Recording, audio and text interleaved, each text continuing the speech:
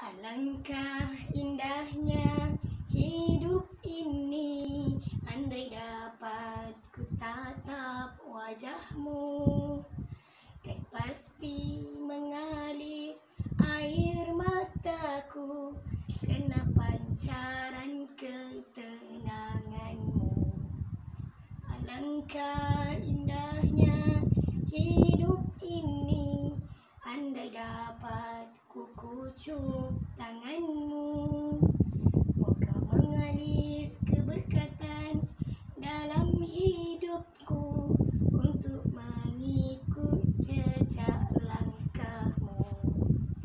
Ya Rasulullah, ya Habibullah, tak pernah ku tatap wajahmu.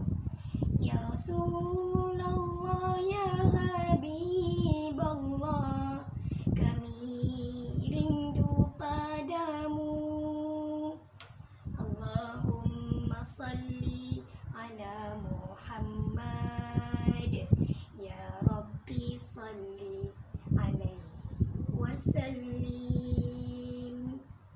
Amin amin ya rabbal alamin. Bismillahirrahmanirrahim. Alhamdulillahi rabbil alamin, wassalatu wassalam ala asyrafil anbiya'i wal mursalin wa ala alihi wa sahbihi ajma'in. Subhanaka la ilma lana illa ma 'allamtana innaka antal alimul hakim. La haula wala quwwata illa billahil aliyyil azim. Amin ya rabbal alamin. Yang saya hormati, yang saya kasihi Puan Guru Besar kita, Puan Jamilah binti Alfin. Seterusnya penolong kanan 1 Encik Nur Zamri bin Muhammad. Seterusnya penolong kanan hal Ikhwan Murid, Puan Ros Akmarina binti Osman. Seterusnya penolong kanan co-curriculum Puan Noriza binti Muhammad. Seterusnya saya ucapkan tahniah dan terbaik kepada guru-guru Pendidikan Islam Sekolah Kebangsaan Jenny 2 Kuala Lumpur. Dan yang paling Ustazah nak raikan adalah adik-adik darjah 1. Siapa darjah 1 angkat tangan? Right, darjah 2 angkat tangan. Bagus. Darjah 3 angkat tangan. Darjah 4 angkat tangan. Darjah 5 angkat tangan.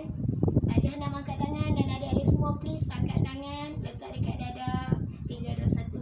Allahumma salli ala Sayyidina Muhammad wa ala ali Sayyidina Muhammad. Mudah-mudahan perkongsian ilmu kita melalui maya ini Allah berkati, Allah rahmati, dan Nabi Muhammad tersenyum melihat umatnya, subhanallah, mencintai baginda Rasulullah sallallahu alaihi wasallam. Baiklah, adik-adik sekalian yang dirahmati Allah, bila sebut tentang 12 Rabiul Awal, bila sebut tentang 12 Rabiul Awal ni, tak lain dan tak bukan yang datang dalam kepala kita apa?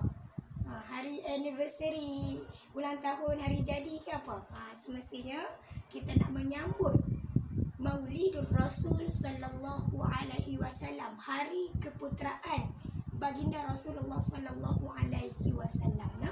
Jadi kalau sebut hari keputeraan ni, makna kata hari kelahiran. Contohnya Ustazah lahir pada 26 Ogos, kemudian adik mungkin lahir pada 1 Januari, mungkin cikgu kita lahir pada 26 Februari dan sebagainya.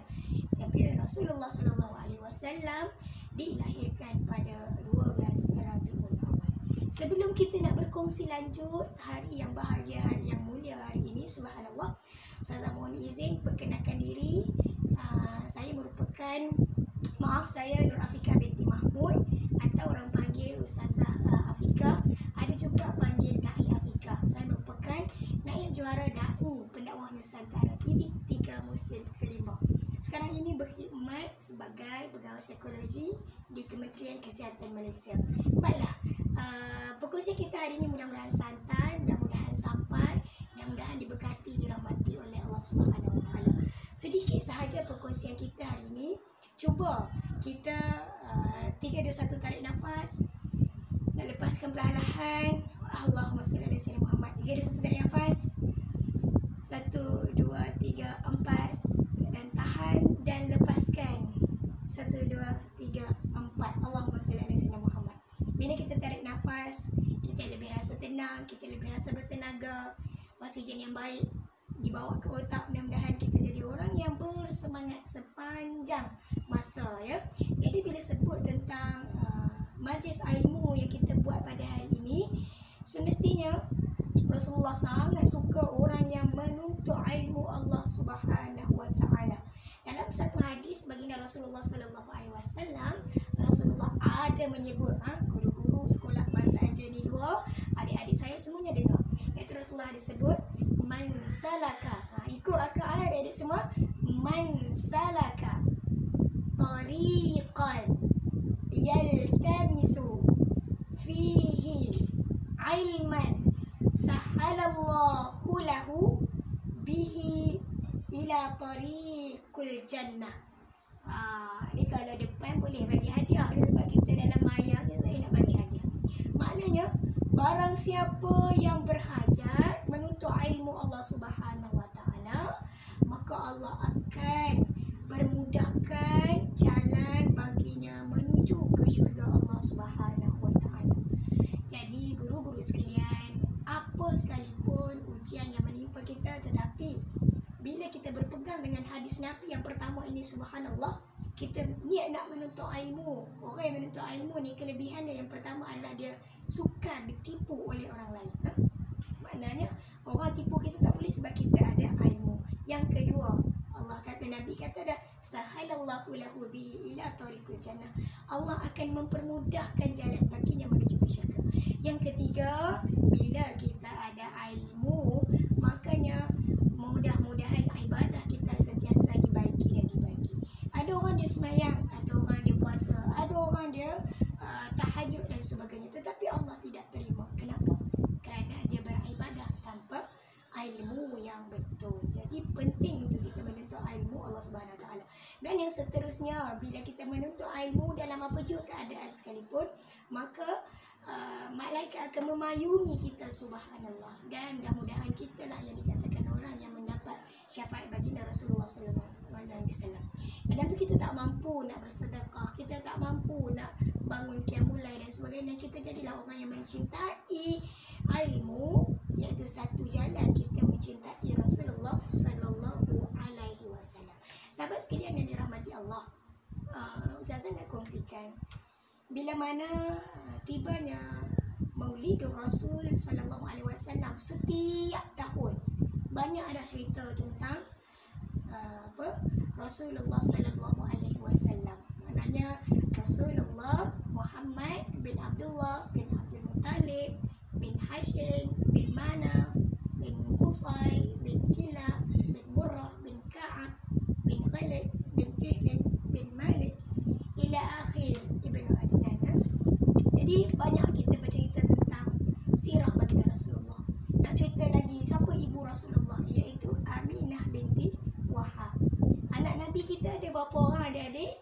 Anak Nabi kita ada 7 orang. Anak Nabi ada 7 orang. 3 lelaki, 4 perempuan. Pertama Qasim, Abdullah, Ibrahim, Zainab, Ruqiyah, Ummi Kalsum, Fatimah. Masya Allah. Jadi selalu kita dah dengar bila mana sambut maulid, orang akan cerita anak Nabi ada berapa orang, kemudian ayah Nabi nama apa. Itu kebiasaan yang kita dengar, dan mungkin Ustaz Aiman ada sentuh perkara ini. Jadi dalam perkongsian bersama dengan Ustazah Afrika, Ustazah nak sentuh benda yang subhanallah ringan saja kita nak buat, tak susah pun. Tapi subhanallah, bila mana kita boleh buat perkara ini, maka rezeki, kesenangan, kelapangan, ketenangan yang Allah nak bagi, subhanallah, sangatlah banyak. Sebab pada zaman pandemik COVID-19, Allah uji kita macam-macam benda. Allah uji kita tak cukup makan. Adik-adik cuba tanya, mak okey ke tidak hari ni? Ayah okey ke tidak hari ni? Kadang-kadang ayah kita ni terpaksa kata dia okey, tetapi mungkin dia tak nak anak dia sedih, tak nak anak dia risau, tak nak isteri dia risau. Jadi dia kata dia okey, sedangkan dia pun tengah struggle. Allahumma salli ala sayyidina Muhammad, tengah struggle. Jadi Rasulullah sallallahu alaihi wasallam sangat menganjurkan kita buat apa? Iaitu kita berselawat kepada baginda Rasulullah sallallahu alaihi wasallam. Dalam satu hadis baginda Rasulullah sallallahu alaihi wasallam, Rasulullah sallallahu alaihi wasallam ada menyebut sabdanya, barang siapa yang berselawat ke atasku sekali, nescaya Allah akan turunkan rahmat ke atasnya 10 kali ganda. Subhanallah, 10 kali ganda. Hadis riwayat Muslim. Jadi adik-adik sekalian yang dirahmati Allah, guru-guru sekalian yang dirahmati Allah, sama-sama kita peruntukkan masa kita untuk kita berselawat seketika. Jom sama-sama dengan saya. Salawatun, salawatun,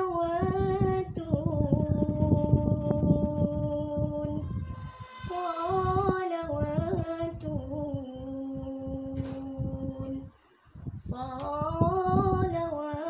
salawatun, salawatun, salawatullahi alaihi, sallallahu ala Muhammad, sallallahu alaihi wasallam, sallallahu ala Muhammad, sallallahu alaihi wasallam. Masya Allah. Adik-adik, guru-guru sekalian, kalaulah kita selawat sehari, contohnya sekali ya, kita selawat sekali, seminggu jadi 5 kali, nah, kalau sebulan jadi 30 kali, kalau setahun jadi 365 kali. Subhanallah, sangatlah banyak selawat kita. Tapi cuba kita gandakan, sehari kita selawat 5 kali, subuh sekali, zuhur sekali, asar sekali, maghrib sekali, isyak sekali. Jadi adik-adik sekalian, sehari 5 kali, kalau seminggu 7 hari, darab dengan 7 berapa? 35. Subhanallah, sangatlah banyak. Jadi mudah-mudahan bila mana kita berselawat kepada baginda Rasulullah sallallahu alaihi wasallam, maka turunlah rahmat Allah Subhanahu wa taala. Rahmat Allah ni luas dan sangat banyak. Nah, maknanya tak semestinya dapat duit, tak semestinya naik pangkat, tapi Allah bagi kesihatan yang baik. Allah bagi kelapangan hati. Antara penyakit yang paling kita bimbang, kalau saya dalam bidang psikologi dan kaunseling, adalah kemurungan. Guru-guru sekalian, adik-adik sekalian, para waris sekalian, tak guna kalau kita kaya, kita rumah besar, kita ada kereta mewah, kita ada tanah yang banyak, kita ada wang yang banyak, subhanallah, tapi Allah campakkan rasa kemurungan, rasa tidak tenang dalam hati, tak guna. Jadi seronok bila mana Allah turunkan rahmat dalam diri kita dengan merasakan diri kita tenang. Walaupun gaji kita tak besar mana, walaupun rumah kita tak mewah mana, walaupun kereta kita biasa-biasa saja, tapi kita ada rasa bahagia. Itulah subhanallah ubat yang tak dijual. Tapi subhanallah, kalau kita dapat benda tu, subhanallah, sangatlah kita lah orang yang paling beruntung. Yang kedua, bila mana kita berselawat, Allah hapuskan dosa-dosa kecil kita, dan dengan kita mengamalkan berselawat sebanyak 11 kali setiap kali selesai menunaikan solat fardu. Jadi disarankan kepada kita agar kita berselawat setiap kali selepas solat fardu.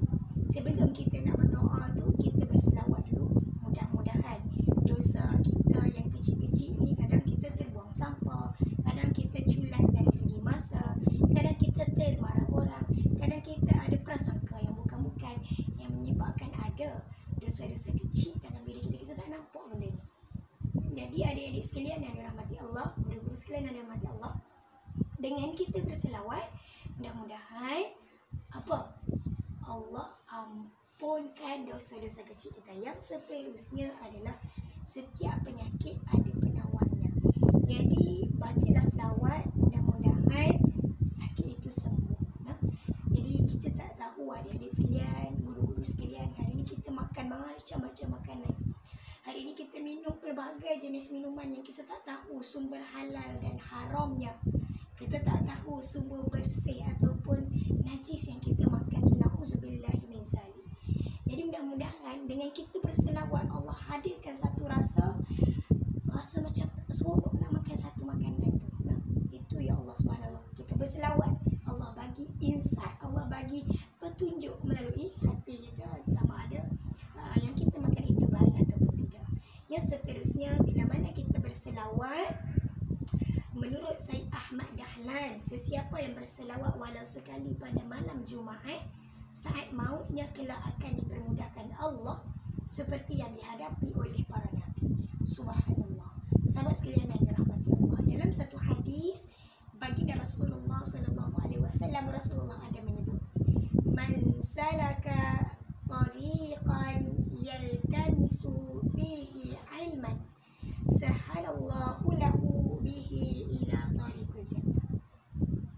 Barang siapa yang berhajat, barang siapa yang meninggal dan dia menyebut kalimah la ilaha illallah Muhammad Rasulullah, maka Allah akan masukkan dia ke dalam syurga. Jadi adik-adik sekalian, bila mana kita menyebut kalimah la ilaha illallah Muhammad Rasulullah, maka inilah kalimah yang mana menjadi jaminan untuk kita masuk ke syurga. Dan yang seterusnya, sahabat sekalian yang dirahmati Allah, bila mana kita berselawat, banyak kebaikan yang kita dapat. Satu ketika sahabat baginda Rasulullah sallallahu alaihi wasallam, bila ustazah sebut Rasulullah, adik-adik sebut Rasulullah sallallahu alaihi wasallam, sambut dengan kalimah sallallahu alaihi wasallam.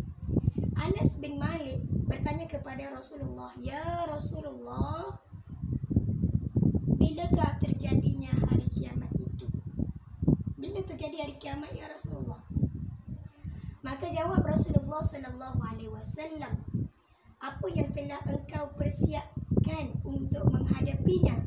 Maknanya Rasulullah tanya kepada Anas bin Malik, apa yang kita persiapkan nak hadapi kiamat? Jawab Anas bin Malik, "Aku tidaklah mempersiapkan untuk menghadapi hari tersebut dengan banyak salat, banyak puasa dan banyak sedekah. Tetapi aku persiapkan adalah cinta dan taat kepada Allah dan juga Rasul."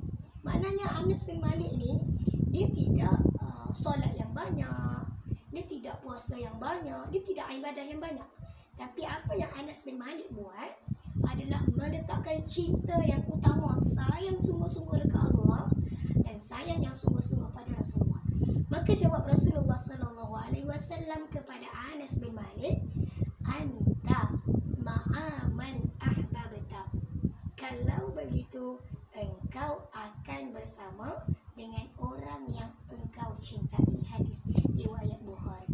Jadi guru-guru sekalian, adik-adik sekalian, peringatan untuk saya juga. Kita semua nak masuk syurga kan? Jadi Rasulullah kata dah, kita akan dibangkitkan dengan siapa yang kita cintai. Kalau hari ni kita cintai benda yang bukan-bukan, maka benda yang bukan-bukanlah yang akan bersama dengan kita nanti. Kalau hari ni kita terlalu cintakan kebendaanlah yang akan bersama dengan kita nanti. Rasulullah tak akan ada. Tapi kalau kita hari ni meletakkan cinta kepada Allah Subhanahu wa taala, kita meletakkan cinta kepada Rasulullah sallallahu alaihi wasallam, mudah-mudahan kita dibangkitkan di akhirat nanti, subhanallah, maka Allah Subhanahu wa taala akan bangkitkan kita di dalam syurga Allah Subhanahu wa taala. Mudah-mudahan insya-Allah. Adik-adik sekalian, guru-guru sekalian, kadang-kadang kita rasa tertekan, kita rasa pressure, kita rasa tak larat, kita rasa nak mengeluh. Ingatlah bahawasanya Rasulullah sedang tersenyum melihat perjuangan guru-guru sekalian. Saya memahami, saya mendalami. Bukan senang nak jadi seorang pendidik pada zaman sekarang. Nak lihat model insan seorang anak pelajar, nak memastikan anak-anak ini mendapat intelektual ataupun prestasi yang baik sepanjang masa, nak memastikan mereka ini akhlak yang baik. Jadi bukan satu benda yang mudah. Dan kadang-kadang saya tahu sebab saya juga anak seorang guru, maka terpaksa berpenat lelah, terpaksa bergadai nyawa, terpaksa guna wang ringgit tersendiri untuk menyambung tali perjuangan baginda Rasulullah sallallahu alaihi wasallam. Saya memahami dan saya sangat berterima kasih kepada guru-guru. Kalian melakukan ibadah dan perjuangan yang sangat luar biasa. Kalian melakukan perjuangan yang subhanallah. Rasulullah sallallahu alaihi wasallam tadi, Allahumma salli ala Muhammad, dakwah yang luar biasa. Jadi mudah-mudahan dakwah yang kalian bawakan ini menjadikan ummah yang boleh mengangkat panji Islam sehinggalah Islam itu di puncak kemenangan. Sahabat sekalian, guru-guru yang dirahmati Allah, adik-adik semua, masa kita tidaklah lama. Nah, jadi apa yang kita boleh kongsikan di sini, Nabi Muhammad SAW sangatlah suka kepada kita yang mana bila mana kita dengar sesuatu kebaikan, kita buat secara istiqamah. Tak banyak pun tak apa, tapi benda tu istiqamah, berterusan. Nabi sangat suka orang yang berterusan membuat kebaikan. Tidaklah dia hari ni dia dengar Ustazah Afiqah cerita pasal selawat, dia dengar Ustazah Afiqah cerita pasal duha, dia dengar Ustazah Afiqah cerita pasal tahajud, dia dengar pasal puasa dan sebagainya, maka dia bersungguh-sungguh, hari ni aku nak jadi mukmin yang mana aku memang orang yang suka beribadah. Kita bimbang, kita takut, subhanallah, kita akan mula pelan-pelan rasa malas nak buat. Tapi kita belajar satu perkara, seorang artis yang terkenal di tanah air kita, subhanallah, Ustazah nak tampilkan satu contoh untuk adik-adik semua. Nah, kalau kita tahu, kalau kita kenali, kalau kita fahami Hajjah Neelofa ataupun Neelofa yang kita kenal, dia seorang pelakon, dia seorang artis yang terkenal, subhanallah. Daripada dulunya bukanlah orang yang memakai jilbab, memakai tudung, tetapi ada perubahan hari demi hari, daripada tidak pakai tudung, memakai tudung, kemudian melabuhkan tudungnya, kemudian memakai, subhanallah, yang sangat sempurna niqab, subhanallah. Jadi kita doakan mudah-mudahan beliau istiqamah dalam perjuangan mengangkat martabat orang perempuan, orang Islam, mudah-mudahan. Dan sahabat sekalian yang dirahmati Allah, saya doakan mudah-mudahan apa yang sedia ada, yang adik-adik pakai, kekalkan dan jadikanlah yang lebih baik. Jadi adik-adik sekalian yang dirahmati Allah, ada 3 perkara yang saya nak kongsikan, sunnah-sunnah baginda Rasulullah SAW. Yang pertama, macam mana kita nak dapat syafaat Nabi ni banyak lah. Cuma Ustazah nak kongsi 3 perkara sahaja. Yang pertama, mudah sahaja. Kita tak perlu keluarkan duit yang banyak pun. Kita tak perlu nak bekerja keras pun. Kita tak perlu nak bersusah payah menuntut ilmu pun. Cukuplah kita ada nilai ini dalam diri kita, iaitu al-ibtisamus sadaqah.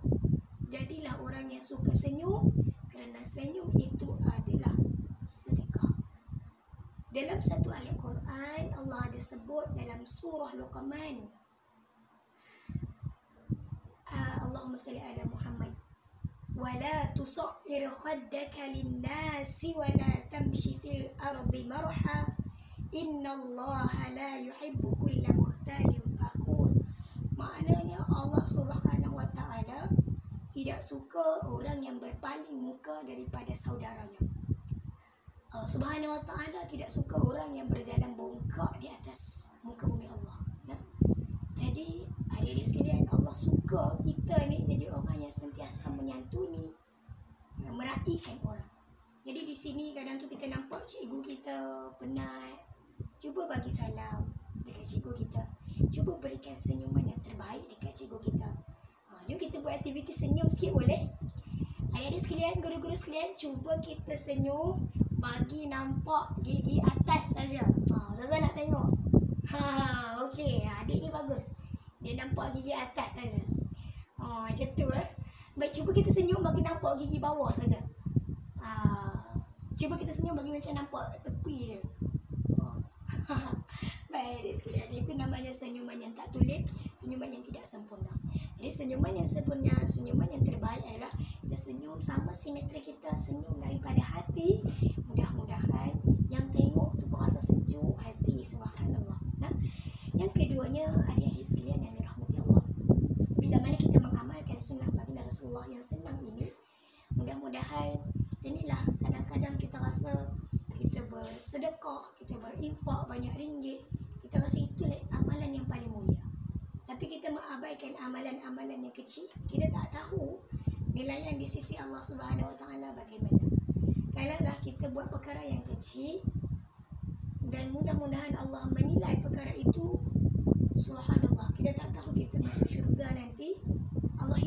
kerana satu kebaikan yang kita buat.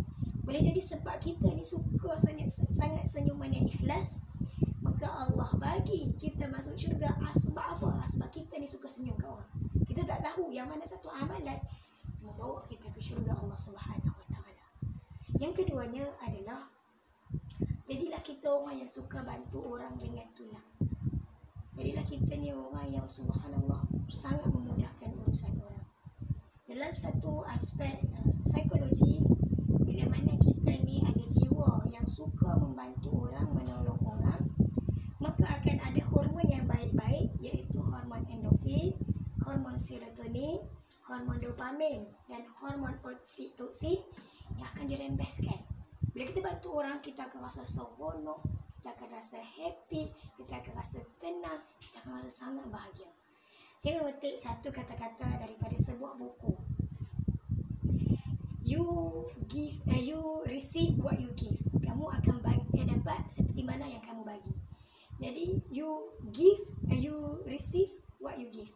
Kamu akan dapat seperti mana yang kamu bagi. Kalau kamu bagi kebahagiaan ke orang, kamu bagi keceriaan dekat orang, dan kamu akan dapat kebahagiaan dan keceriaan.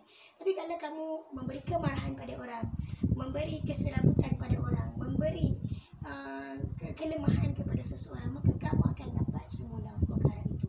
Jadi subhanallah, jadilah seperti baginda Rasulullah sallallahu alaihi wasallam yang suka membantu, tidak kira nyawanya yang terpaksa digadai, tidak kira tulang yang sakit, subhanallah, tetap membantu perjuangan Islam, subhanallah. Dan yang ketiga adalah menghormati ibu ayah dan juga guru-guru. Jadi di sini menghormati ibu ayah dan juga guru-guru ni, siapa yang masih ada ibu dan ayah dia angkat tangan? Okey, good, alhamdulillah. Yang masih ada, kita bersyukur, alhamdulillah, dan kita menyantuni ibu ayah kita dengan baik. Yang sudah tiada, kita doakan mudah-mudahan Allah merahmati ibu dan ayah kita.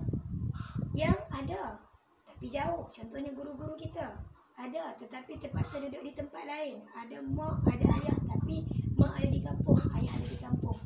Kita menghubungi, kita menyantunilah dengan baik. Kerana ibu dan ayah ni subhanallah, satu ketika berlaku dalam kisah anak muda yang bernama Alqamah. Alqamah ini orang yang hebat, orang yang baik, orang yang subhanallah sangatlah cemerlang dalam hidupnya. Tetapi bila mana ketika Alqamah nak meninggal, menjadi satu kesusahan untuk Alqamah menyebut kalimah la ilaha illallah. Dan ketika itu Rasulullah sallallahu alaihi wasallam bertemu dengan para sahabat dan bertanya, apakah susah Alqamah nak menyebut kalimah la ilaha illallah? Maka ketika itu sahabat sekalian yang dirahmati Allah, ditanya dan tak boleh juga nak buat apa-apa, maka diberitahu kepada maknya, ya ummi, ya ibu, apa yang kamu terasa dengan Alqamah dan sebagainya. Maka mak dia tak mengaku kata Alqamah tak buat apa, Alqamah okey je. Jadi Rasulullah SAW rasa bimbang, rasa mesti ada tak kena yang sesuatu. Maka Rasulullah buat apa? Rasulullah menyatakan kalau tak ada juga benda yang berlaku dan Alqamah susah juga, Rasulullah mengarahkan para sahabat untuk mengumpul kayu-kayu nak membakar Alqamah. Tetapi sahabat sekalian yang dirahmati Allah, ketika itu ibu kepada Alqamah merayu kepada Rasulullah, ya Rasulullah, aku memaafkan kesilapan anakku kerana anakku ini telah mengecewakan hatiku. Tetapi hari ini aku memaafkan dia. Sebelum ini dia terlalu melebihkan isterinya. Tetapi ya Rasulullah, kali ini aku benar-benar memaafkan dia. Lalu Alqamah dapat menyebut kalimah la ilaha illallah Muhammad Rasulullah dengan sangat baik. Jadi sahabat sekalian yang dirahmati Allah, taatilah perintah ibu dan ayah kita. Mudah-mudahan kita dapat masuk syurga kerana kita mematuhi apa yang Rasulullah suruh lakukan. Jadi sahabat sekalian, baginda Rasulullah SAW, umat yang Rasulullah sayang, umat yang Rasulullah cinta, InsyaAllah hari kelapangan dan ruang kita berjumpa lagi. Kita tutup dengan satu doa. Mudah-mudahan doa ini tetapkan iman kita, tetapkan kita di jalan kebaikan. Bismillahirrahmanirrahim. Allahumma ahyina bil iman, Allahumma amitna bil وبشرنا بالإيمان وأدخلنا الجنة مع الإيمان. Ya Allah, hidupkan kami dengan iman. Ya Allah, matikan kami dalam iman. Ya Allah, bangkitkan kami dengan iman dan masukkan ke syurga-Mu dengan iman. Sekian, saya Da'i Afiqah. Mohon ampun dan maaf sepanjang kekurangan mengendalikan sesi kita pada hari ini. Sekian, wabillahi taufiq wal hidayah. Wassalamualaikum warahmatullahi wabarakatuh.